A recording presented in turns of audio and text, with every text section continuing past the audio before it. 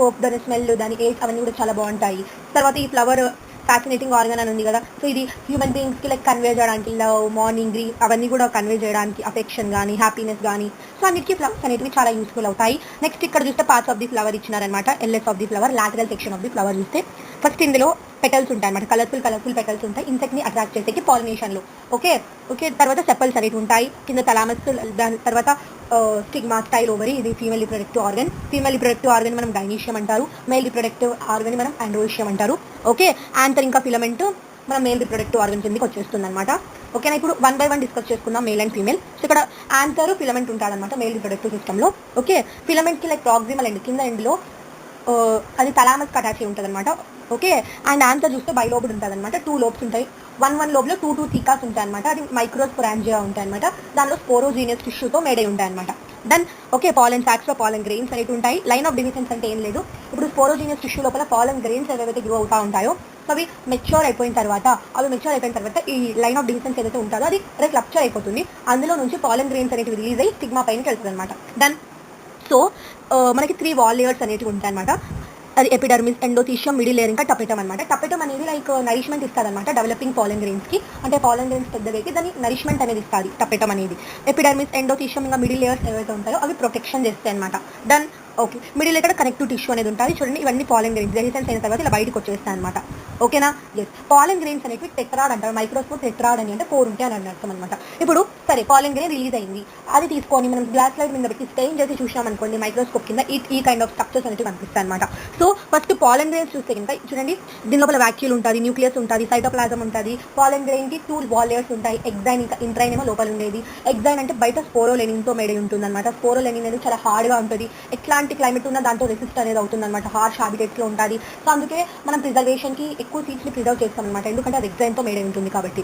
ఓకేనా ఎస్ ఒక jump pour అనేది ఉంటుంది అనమాట ఎగ్జైన్ కి. అక్కడ లైక్ స్పోరోలెనిన్ అనేది అబ్సెంట్ ఉంటుంది జంప్ పోర్ ఉన్న చోట. Next vegetative cell, generative cell చూస్తే కనుక అంటే సెల్ లోపల పాలన్ గ్రెయిన్ లోపల వెజిటేటివ్ సెల్, జనరేటివ్ సెల్ ఉంటుంది. వెజిటేటివ్ సెల్ ఏమో చాలా లార్జ్గా ఉంటుంది, ఇర్రెగ్యులర్గా ఉంటుంది అనమాట. ఓకే అది ఏమి ఫుడ్ ప్రిపేర్ చేస్తుంది, లైక్ ఫుడ్ ఇస్తుంది అనమాట అట్లా. దెన్ ఇంకా nourishment, large regular shape nucleus ఉంటుంది. జనరేటివ్ సెల్ ఏమో స్మాల్గా ఉంటుంది. Cytoplasm of vegetative cell float అవుతా ఉంటుంది అనమాట. వెజిటేటివ్ సెల్ సైటోప్లాజంలో, జనరేటివ్ సెల్ చిన్నగా ఉంటుంది కాబట్టి అది ఫ్లోట్ అవుతా ఉంటుంది. వెజిటేటివ్ సెల్ అనేది పెద్దగా ఉంటుంది, ఇర్రెగ్యులర్గా ఉంటుంది, గుర్తుపెట్టుకోండి. దెన్ పాలన్ గ్రెయిన్స్ అలర్జీస్ కూడా కాజ్ చేస్తుంది. మన బ్రీతింగ్ డిసీజెస్, ఆస్తమా, బ్రాంకైటిస్ ఇట్లాంటి డిసీజెస్ కాజ్ చేస్తుంది అనమాట. ఓకేనా సో ప్యాంథరీనియం ఏదైతే క్యారెట్ గ్రాస్ ఉంటుందో అది ట్రాన్స్పోర్ట్ అయ్యేటప్పుడు ఇండియాకి అనేది వచ్చిందనమాట. దానివల్ల చాలా మందికి అలర్జీస్ అనేవి వచ్చినాయి. వెస్టర్న్ కంట్రీస్ లో పాలన్ ప్రొడక్ట్స్ అనేవి యూజ్ చేస్తారనమాట. లైక్ బీ పాలన్ ఉంటుంది, ఇక్కడ టాబ్లెట్స్ లాగా ఉన్నాయి చూడండి. ఓకేనా ఎస్ సో ఇవన్నీ లైక్ అథ్లెట్స్ యూజ్ చేస్తారు, హార్సెస్ అథ్లెట్స్ యూజ్ చేస్తారు, వాళ్ళ ఎనర్జీని పెంచుతాయి కాబట్టి యూజ్ చేస్తారనమాట పాలన్ ప్రొడక్ట్స్.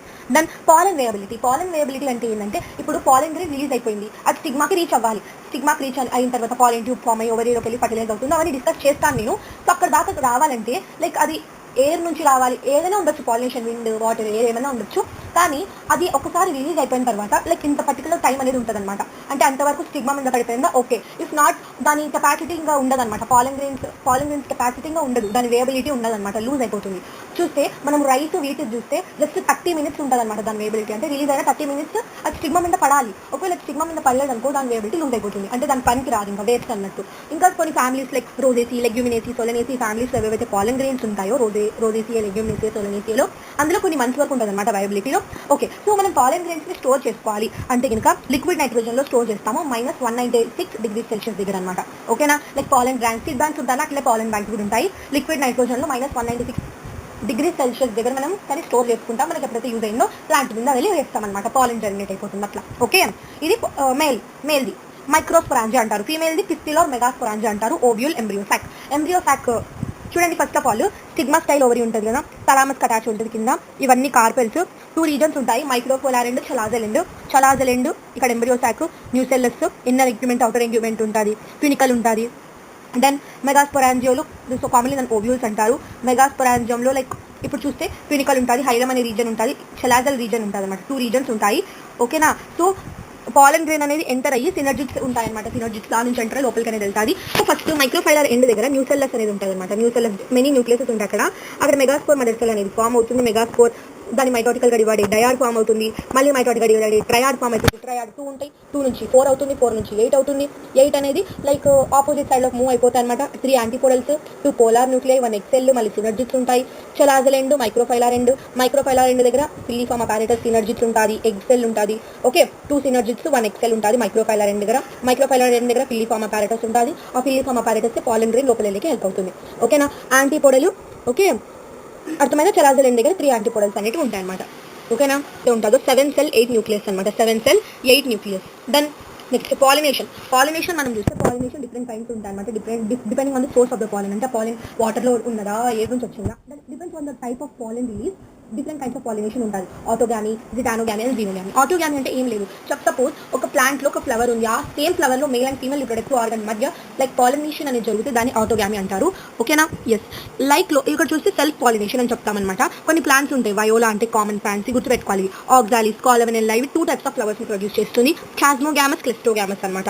క్లాస్మోగామస్ అంటే ఏంది, ఫ్లవర్స్ చూడండి which are similar to flowers of other species and exposed anther and stigma. వేరే anther stigma ఎక్స్పోజ్ అయి ఉంటాయి అనమాట. క్లిస్టోగామస్ లో ఫ్లవర్స్ ఓపెన్ కావన్నమాట. ఓకేనా, అంటే వేరే పాలన్ వచ్చి పడుతుందేమని ఓపెన్ కూడా కావు. ఎప్పుడైతే దాని మేల్ యాంథర్ లోపల ఎప్పుడైతే పాలన్ రిలీజ్ అవుతాయని దానికి తెలుస్తాయి చూడండి, అప్పుడే ఫీమేల్ అనేది ఓపెన్ అవుతుంది అనమాట. అంటే అవే దానికి పాలినేషన్ చేయడానికి వేరే ప్లాంట్స్ వచ్చింటే అది ఓపెన్ అవ్వనమాట. దాన్ని క్లెస్టోగామస్ అంటారనమాట. ఎప్పుడైతే ఓకే యాంథర్ ఇప్పుడు డెసిడెన్స్ అవ్వబోతుంది, పాలన్ గ్రెయిన్స్ దాని నుంచి రిలీజ్ అవుతాయి అన్నప్పుడే ఇక్కడ ఏదైతే స్టిగ్మా ఉంటుందో ఓపెన్ అయిపోతుంది అనమాట. డన్. ఇది ఆటోగామి. జిటానోగామి అంటే ఒక ప్లాంట్ లోనే 2 ఫ్లవర్స్ ఉంటాయి, ఒకటి మేల్ ఒకటి ఫీమేల్, దాని మధ్య జరగడం అనమాట పాలినేషన్. సేమ్ ఫ్లవర్ కాదు, ప్లాంట్ సేమ్ కానీ ఫ్లవర్స్ డిఫరెంట్. కానీ దీనివల్ల సెల్ఫ్ పాలినేషన్ అనేది ప్రివెంట్ చేయలేమన్నమాట. లైక్ వేరియేషన్స్ చూడము. గ్రీనోగామిలో అయితే మనం వేరియేషన్స్ చూస్తామన్నమాట. దెన్ జీనోగామిలో క్రాస్ పాలినేషన్ జరుగుతుంది. ఎందుకంటే డిఫరెంట్ ప్లాంట్స్ లో ఫ్లవర్స్ అనేవి పాలినేషన్ చేసుకుంటాయి కాబట్టి వీళ్ళు అబ్జర్వ్ ద వేరియేషన్ అనమాట. క్రాస్ పాలినేషన్ జరుగుతుంది. ఏజెంట్స్ ఆఫ్ పాలినేషన్ ఏమైనా ఉండొచ్చు, బిండ్ అన్న ఉండొచ్చు, ఏమైనా ఉండొచ్చు. లైక్ ఏబయోటిక్ యూజ్ చేస్తాయి అనమాట. ఇన్సెక్ట్ పాలినేషన్ కూడా ఉంటాయి, దాన్ని యానిమల్ తో చేసేది biotic pollination. Then okay, so ఇక్కడ మీరు చూస్తే wind pollinated plants showing compact inflorescence well exposed stamens. ఇక్కడ పిక్చర్లో అనమాట, పిక్చర్ కూడా చూసుకోండి బాగా. ఓకే, పాలినేషన్, వాటర్ పాలినేషన్ అనేది చాలా రేర్గా ఉంటుంది అనమాట, ఎక్కువ విండే జరుగుతుంది. వాటర్ పాలినేషన్ అనేది రేర్గా ఉంటుంది. లైక్ అబౌట్ 30 జనరా అనమాట, మోస్ట్లీ మోనోకాటిలిడెన్స్ లో చూస్తామన్నమాట. 30 genera mostly monocotyledons. Okay, yes. So ఎక్కువ మనం ఇట్లా పాలినేషన్ చూస్తే కనుక మెజారిటీ ఇన్సెక్ట్ పాలినేషన్ అనేది చూస్తాం అనమాట. ఎందుకంటే కలర్ఫుల్ ఫ్రేగ్రెన్స్, రిచ్ నెక్టార్ అవన్నీ ప్లాంట్స్ ఉంటాయి. ప్లాంట్స్ చాలా కలర్ఫుల్గా ఉంటాయి కాబట్టి ఇన్సెక్ట్ ఎక్కువ అట్రాక్ట్ అయిపోతుంది అనమాట. ఓకేనా, ఎస్. ఇప్పుడు ఒక యానిమల్ అనేది అట్రాక్ట్ అయిపోయింది, పాలినేషన్ చేసింది. ఓకే, దానికంటే ఫ్లవర్ మీద వెళ్ళి కూర్చుంది, దానికి నెక్టార్ వస్తుంది, దానికి స్టిక్కీ నేచర్ ఏదైతే ఉంటుందో అది పాలన్ స్టిక్కీ ఉంటాయి కదా, సో అవి ఏం చేస్తాయి, దానికి అటాచ్ అయిపోతాయి అనమాట. అది ఎప్పుడైతే ఇన్సెక్ట్ వెళ్ళి వేరే ప్లాంట్, ఫీమేల్ ప్లాంట్ మీద పడింది అనుకో, అక్కడ పాలినేషన్ అనేది జరిగిపోతుంది. అర్థమవుతుందా? సో ఇట్లా బోత్ ఇద్దరికి బెనిఫిట్ ఉన్నట్టు అనమాట. పాలన్ పిస్టిల్ ఇంటరాక్షన్ ఏందో తెలుసుకుందాం తర్వాత. పాలన్ పిస్టిల్ ఇంటరాక్షన్ అంటే చూడండి, pollination does not guarantee the transfer of right type of pollen కదా. అదే పాలన్ పడాలని ఏం లేదు. ఓకేనా, సేమ్ స్పీషీ పడాలంటే. దాన్ని సెల్ఫ్ ఇన్కంపాటబిలిటీ అంటే ఒకదాందే పాలన్ గ్రెయిన్ పడాలంటే దానికి అది వేరే అవుతుంది కదా, సో అట్లా అనమాట. The pistil ability to recognize the pollen. Pistil అనేది పాలన్కి రికగ్నైజ్ చేయాలన్నమాట. ఓకే, ఇది కరెక్టా కాదా అని చెప్పి. అర్థమవుతుందా? Yes. If it is the right type, pistil అనేది యాక్సెప్ట్ చేస్తుంది. అది రాంగ్ టైప్ అంటే పిస్టిల్ దాన్ని యాక్సెప్ట్ చేయదు. ఒకవేళ యాక్సెప్ట్ చేసినా కూడా జర్మినేట్ అనేది చేయదు పాలన్. సో ఇంకా ఏం యూజే లేదు. ఓకే, ఇది pollen pistil interaction. Out breeding devices అంటే కేర్ఫుల్గా ఏంటంటే అవుట్ బ్రీడింగ్ డివైజెస్ చాలా ఇంపార్టెంట్. నేను ఎన్సీఆర్టీ లైన్ వెళ్ళి చదువుతా. Majority of flowering plant produce hermaphrodite flowers. Hermaphrodite అంటే బైసెక్షువల్ ఫ్లవర్స్ అనమాట. పాలన్ అనేటివి సేమ్ స్టిగ్మా కాంటాక్ట్ అవుతాయి సేమ్ ఫ్లవర్ కి. ఇంకా పాలినేషన్ అనేది జరుగుతుంది, తర్వాత ఇన్ బ్రీడింగ్ డిప్రెషన్ అనేది వస్తుంది. అంటే మార్చి అదే ఫ్లవర్ లో ఉండే మేల్ ఫీమేల్ ఎప్పుడు పాలినేషన్ చేసుకొని దానికి డిప్రెషన్ అనేది వస్తుంది అనమాట. Okay, yes. Flowering plant develop many devices to discourage self pollination and encourage cross pollination. Self breeding like అదే ప్లాంట్ లో అదే మేల్ ఫీమేల్ పాలినేషన్ చేసుకోవడం దానికి డిప్రెషన్ వస్తుంది కాబట్టి అది ఎప్పుడు క్రాస్ పాలినేషన్ కి కావాలి అని ఇంట్రెస్ట్ చూపిస్తుంది అనమాట ప్లాంట్. ఓకేనా, ఎస్. సో అది కొన్ని డివైజెస్, అవుట్ బ్రీడింగ్ డివైజెస్ అంటారు అనమాట, అవి డెవలప్ చేసుకుంటుంది సెల్ఫ్ పాలినేషన్ ప్రివెంట్ చేసుకొని క్రాస్ పాలినేషన్ ని ప్రమోట్ చేసుకోవడానికి. ఓకేనా, okay. In some species pollen release and stigma receptivity are not synchronized. అంటే కొన్ని దానిలో ఒకే ప్లాంట్లో ఇప్పుడు మేల్ ఫీమేల్ ఉన్నాయనుకోండి, కొన్ని దానిలో మేల్ ఒకసారి డెవలప్ అవుతుంది, ఫీమేల్ అనేది కొంచెం లేట్గా డెవలప్ అవుతుంది. అప్పుడు ఏంది, ఆ మేల్ పాలన్ రిలీజ్ చేసేసిన తర్వాత ఫీమేల్ డెవలప్ అవుతుంది, అప్పుడు దాని మీద పడే ఛాన్సే ఉండదు అనమాట. ఓకేనా, అది సింక్రొనైజ్గా ఉండవు. అంటే ఇది రెండు ఒకేసారి డెవలప్ అవ్వాలని లేదు. ఓకేనా, మేల్ ఒకసారి డెవలప్ అయితే ఫీమేల్ ఒకసారి డెవలప్ అవుతుంది. దీనివల్ల సెల్ఫ్ పాలినేషన్ అనేది తగ్గిపోయి క్రాస్ పాలినేషన్ అనేది ప్రమోట్ అవుతుంది. సో ఇది ఒక కండిషన్ అనమాట. ఓకేనా, ఎస్. చూడండి, in some other plants the anther and stigma are placed in different positions so that pollen cannot come and contact with the stigma of the same flower. Different heights లో పెడతారు.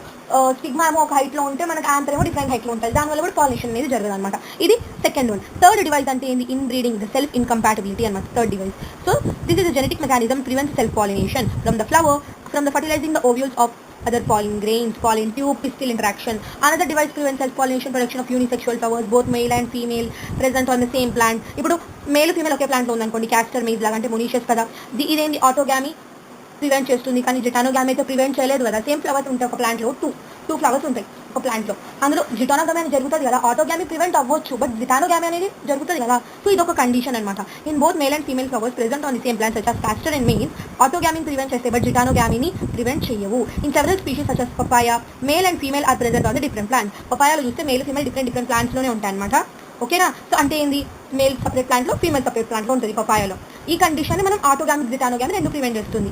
అదే చూస్తే మనం castor maze చూస్తే కనుక, so male female ఒకే plant లో ఉంటాయి, ఆటోగామీ prevent చేస్తుంది బట్ జిటానోగామీ ప్రివెంట్ చేయరు. అదే మనం జీనోగామీ పపాయాలో చూస్తే మేల్ ఫీమేల్ డిఫరెంట్ ప్లాంట్స్ లో ఉంటారు, జీనోగామీని ప్రమోట్ చేస్తుంది, ఆటోగామీ జిటానోగామీని ప్రివెంట్ చేస్తుంది. దెన్ అర్థమైందా? ఓకే. సో ఇక్కడ చూస్తే పాలన్ యాంటీపోడల్ అనేది ఉంటుంది, పాలన్ న్యూక్లియై, ఎక్సెల్, సినర్జిస్ ఇవన్నీ కూడా ఆల్రెడీ చెప్పుకున్నాను అనమాట. దెన్ ఎస్, అర్థమైందా? Artificial hybridization is one of the major approaches of crop improvement program అనమాట. ఇది మేజర్ క్రాప్ ఇంప్రూవ్ అవ్వడానికి మేజర్ ఇంప్రూవ్మెంట్ ప్రోగ్రామ్ అనమాట. ఓకే. సో ఇందులో ఏం చేసినారంటే ద అచీవ్మెంట్ బై ఈ మాస్కులేషన్ బ్యాగింగ్ టెక్నిక్. ఈ మాస్కులేషన్ బ్యాగింగ్ అంటే ఏంటో తెలుసుకుందాం అనమాట. ఈ మాస్కులేషన్ అంటే ఇప్పుడు మేల్ని కట్ చేయడం అనమాట. అంటే ఏం చేస్తారు, మేల్ ఏదైతే ఉంటారో దాన్ని లైక్ యాంథర్ని అది డెసిషన్స్ అవుతుంది అన్నప్పుడే ఫోర్సెప్స్తో దాన్ని కట్ చేస్తారనమాట.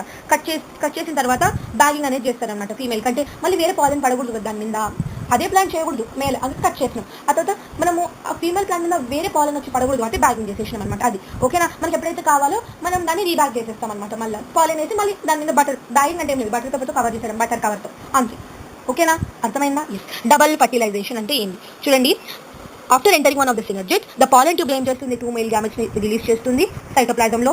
ఒక మేల్ గ్యామెట్ ఇక్కడ ఎక్సెల్ దగ్గర ఫ్యూజ్ అవుతుంది. తర్వాత సింగామి అంటారు. అప్పుడు మనం జైగోట్ అనేది ఫామ్ అవుతుంది. ఒక మేల్ గ్యామెట్ వెళ్ళి ఫ్యూజ్ అయిపోతుంది ఎగ్సెల్తో, సింగామి అంటారు. తర్వాత ఇంకొకటి జైగోట్ ఫ్యూజ్ అవుతుంది. తర్వాత సెకండ్ పోలార్ న్యూక్లియస్ ఇంకొక మేల్ గ్యామెట్ ఫ్యూజ్ అయ్యి పెన్ ఫామ్ అవుతుంది, ప్రైమరీ ఎండోస్పమిక్ న్యూక్లియస్. దీన్ని ట్రిపుల్ ఫ్యూజన్ అంటారనమాట.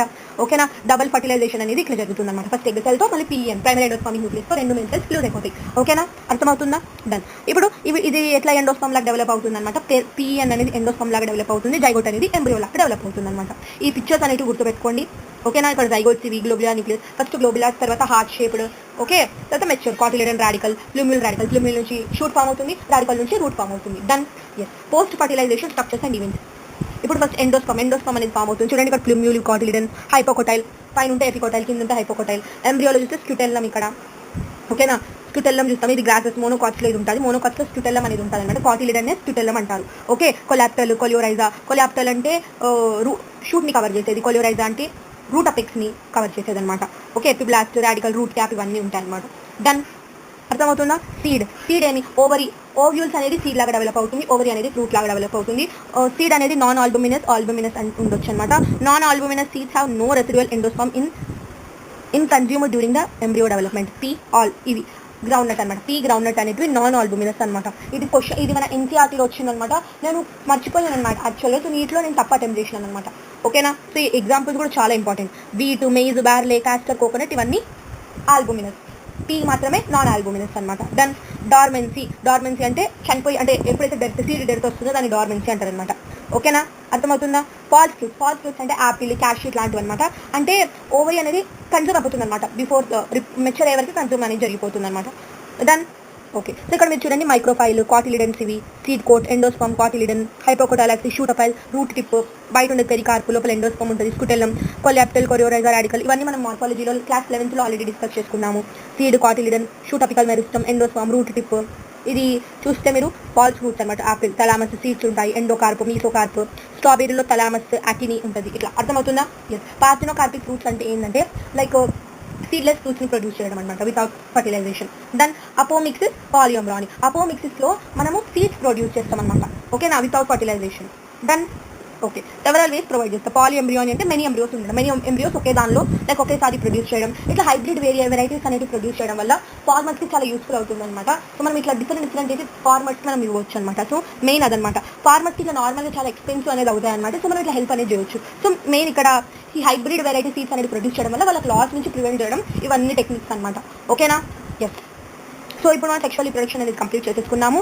మీరు ఇంకొకసారి ఈ ఎన్సీఆర్టీని రివైజ్ చేసుకొని ఆఫ్టర్ దట్ ఈ సమరీ ఒకసారి చదివేయండి. మీ అంతా క్లియర్ అయిపోతుంది అనమాట ఈ చాప్టర్ని. సో నెక్స్ట్ మనం హ్యూమన్ రిప్రొడక్షన్కి మూవ్ అయిపోతాం. సో హ్యూమన్ రిప్రొడక్షన్ బీబీ ప్యారెంట్స్ కదా, హ్యూమన్ అంటే డైరెక్ట్గా యంగ్ వన్స్కి బర్త్ ఇచ్చేస్తుంది. ఓకేనా?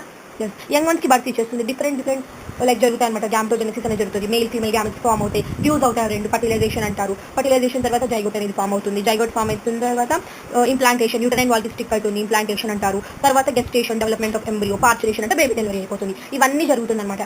ఓకేనా?